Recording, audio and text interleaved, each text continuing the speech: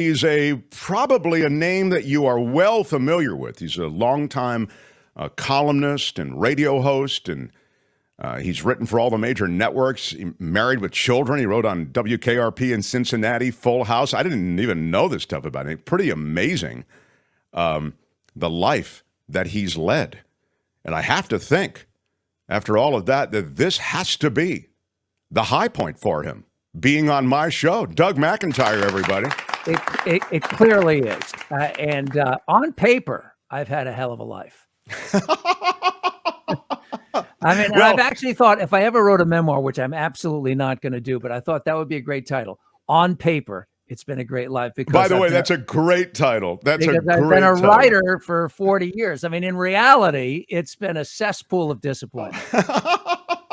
Hey, let me ask you then, of all those things, you just have so much. I couldn't even get through it all. You have such a rich history in that creative. Just means I can't hold a job. That's all it means. Here's a question that nobody's going to ask you on your book tour. What was the biggest disappointment of all the things that you have done? Wow. Retrospectively, it's the self-sabotage of what led to so many of those jobs, because had I, gotten my act together 30 years earlier, I probably could have had a sustained career in any one of these things. But as a result, I was, all over the road and, ricocheting from one, iceberg that I plowed into another iceberg, and then having to dig my way out. Doug, did you have a rebellious attitude? Is that where that came from, or what? It wasn't a rebellious attitude. I mean, I'm very open about this. I mean, I think until I was 35, there was too much booze. I see, and there was too much that kind of youthful comparative angst where you're looking at the world and you're saying, well, I'm not this and I'm not that and I'm not this, and comparing myself to other people's endeavors. And meanwhile, instead of doing the work that those people did to be successful, I was just, complaining, and wallowing. So once I got over that, then I was kind of free to finally, do the work that's necessary to be successful at anything. Now I'm realizing that maybe comparing yourself to other people and being dejected that you're not doing as well, you're saying that's a bad thing. Well, it was for me. I mean, it seems to have worked for you. Thank you. Yeah. Now, here's the thing. If you compare yourself to the right people, like, for instance, if you aim low, like, for instance, if you set Tim Conway Jr. as your barometer, as sort of a meeting, then it's easy. Tim's had a late inning rally. He's doing very well. So tell me, so again, and we mentioned this because, Doug, you really legit have done so many things, and you're still doing so many things, and one of the things you're doing now is writing. Writing and getting published. So let's talk about this book. This is your debut novel. You mean this book? Yeah. This well, book? we're showing a picture of it too. Frank's Shadow. This is his debut novel, just released. Tell me about Frank's Shadow. Well, the book was born on May 14th, 1998, which was the night that Frank Sinatra died. It was also, coincidentally, the night of the final episode of Seinfeld. And as it turns out, I had a good friend whose dad died the same night. And it struck me that one death is satellite news ricocheting around the globe, and the other guy's in the back of the paper by the mattress ads and the racing results, and you had to pay to put them there. And that's the way life is, because we, in our media-saturated culture, we have this hierarchy of life where celebrities are really important to us. And I've thought a lot about this, Mark. You're in the media business and you end up meeting a lot of famous people, which I've done in my various jobs. And it got me thinking about why do we have, for instance, when a celebrity dies, Pee Wee Herman died recently. And for millions of people, this was a blow. This was a piece of their childhood. Tina Turner died. Same thing. She was the soundtrack of their lives. For me, I'm an oddball. I love the music of Frank Sinatra. I love the American Songbook. And he was the definer of, he put the standards, he set the standard for standards. So I decided to create a book where a guy would go back to bury his dad, and he realizes that he knows pretty much everything about the famous singer who he never met, but his own father is a mystery. And I think that that's true for a lot of us, just the child parent dynamic. A lot of times parents try to hide who they really are because they want to set an example for the kid. They don't want to talk about the time they got drunk and wrecked the car when they was 16, you know. And meanwhile, kids are totally phonies around their parents. They're always trying to hide who they actually are. You know, my mentor, who's my idol, Gene Shepard, whose poster's right behind me, he said 50 years ago, he said, when I was 9, he goes, I didn't have secrets. I was a secret. And I think that that's how kids live. We don't want our parents to know anything about us if we can possibly avoid it. And ultimately, the closer you can come to telling the truth between your mom and dad and the kids, I think the happier and the better your relationship is. And that's kind of what the book is about. It's about this guy, Danny McKenna, learning to accept the reality of his parents and to be truthful about his own reality. So does he go on an adventure to find, I say adventure, I don't mean whatever word, it is. journey, you know, to Yes. find about his dad. Yeah. Yeah, he's this sort of besotted, debauched history professor who's unhappy with his station in life, but he has some skills and he decides, I'm going to go and use my skills as an historian to uncover who my dad is. And in the process, he has to confront his own demons. And then he uncovers this deep, dark secret from his father's past in World War II that changes his perception of everything. And that, by the way, is what held me up for 20 of the 25 years it took for this book. Did I mention, by the way, that the book is called Frank's Shadow and it looks a lot like this? Very Anyway, well done, sir. that was Yeah, subtle, totally. wasn't it? Very nice. Nobody picked up on that Yeah, shameless I know plug. you got to do that. Not every we have loaded all the art in, so we give you and it's at the bottom of the screen, so you don't. But I respect the need to do it. So, Mark, I came so close to putting it on a lanyard and just wearing it around my neck.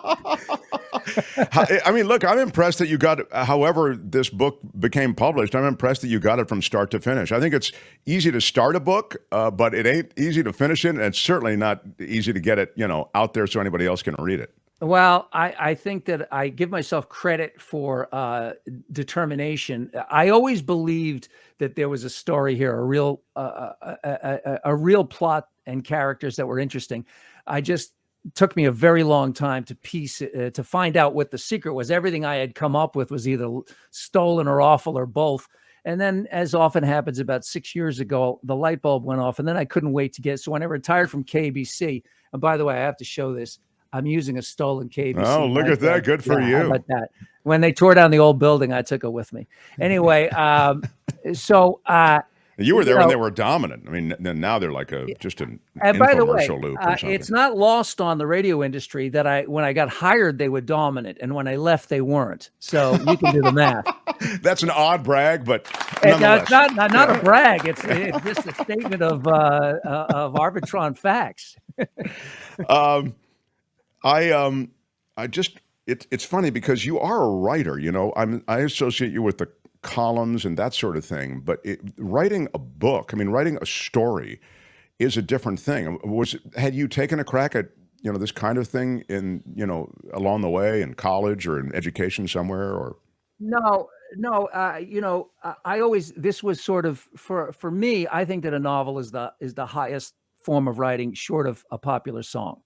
I mean, I think if you can write a 3-minute song that the whole globe knows every word to, I think that's a kind of a miracle. People in foreign languages learn English by listening to it, and I think that's a pretty amazing thing. But the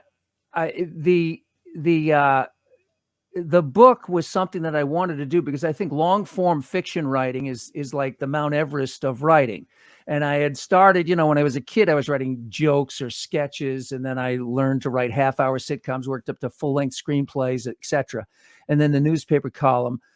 So I really wanted to tackle it. And you know, every one of these genres has its own unique challenges. And this was a learning curve for me, but I really thoroughly enjoyed the experience.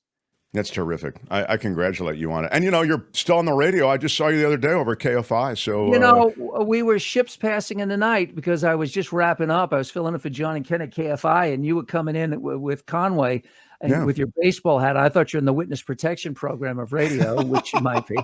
But yeah, that came out of the blue because when I retired from KBC, I gave all my stuff away. These are my wife's headphones. I gave everything away. I had friends who were doing podcasts. I had mixing boards and if anybody wants a couple of Zephyrs, I've got them in No, storage. I've No one got gives those them those too. Yeah, anymore. right. So Those are I really expensive, thought by the way. they were, but now they're pretty much, Yeah, these are the boxes that you would use to connect. yeah, You know, if and you these do a remote or ISDN something lines like to your house, you'd pay all this money, so you'd be able to have this kind of broadcast quality. Yeah, Right, now that's you're right. You gone. can, yeah. So Anyway, now now they're they're not even paperweights. paperweights. So, Yeah. but I gave it all away because I thought I was done. And then out of the blue, in June, I got a call from KFI asking if I wanted to come in and fill in for Johnny Ken. And it was such a great. First of all, it's KFI, and the other thing is, after 4.5 years, I was really nervous. But with the book coming out, it was too good enough. There we go. Yeah. It was too good an opportunity to promote the book, and it turned out to be great fun because I know a lot of folks over there. I got a lot of friends in that building, including Tim, who was my roommate for a couple of years, and Deborah Mark was on my show for a year. So it was a lot of people at KFI. Oh wow, that's wild! I didn't know that. Who I knew. Ray Lopez at one point was producing my show before he went to KFI and was working with John and Ken. So I just know a lot of people in the building. So it was a lot of fun to do. That's terrific. Well, I congratulate you on all this. I mean, what a ride you are on. I was reading your bio. I got to wrap up here, but I was reading your bio and I thought, wow, I didn't know that about him. I didn't know that about him. What, I mean, and you say it, I mean, on paper, it's astounding what you've done and the range of different endeavors creatively you've been part of. And I congratulate you on this latest one. Well, Frank thanks. Shadow. Although I would say that there's a lot of different things, but I think it's really all one thing. Ultimately, you're a storyteller. And it's just different. You know, if you're a painter, you've got one frame, or a photographer, a still photographer, you got one frame to tell your story. So you have different, you know, here I had 258 pages. So you have different venues, but essentially it's the same thing. You got to tell a story that hopefully resonates with an audience. If not, then you're going to be talking to yourself. Which well, again, I have been doing many times. Well, you're good at it. Doug McIntyre, again, the new book is Frank's Shadow. Check it out. Order your copy today, as they say, and enjoy the pages of, I guess it's sort of a life mystery in a way, the mystery associated with the father and discovering something about his story. It sounds intriguing, pal. Congratulations. Well, it's all in there. Thanks so much for having me. I really appreciate it. Okay, Doug McIntyre, everybody. Hi, it's Mark, and I thought that was great. Hit the notification bell. You'll know whenever there's a new video being dropped, and please subscribe to our channel to help us save the universe.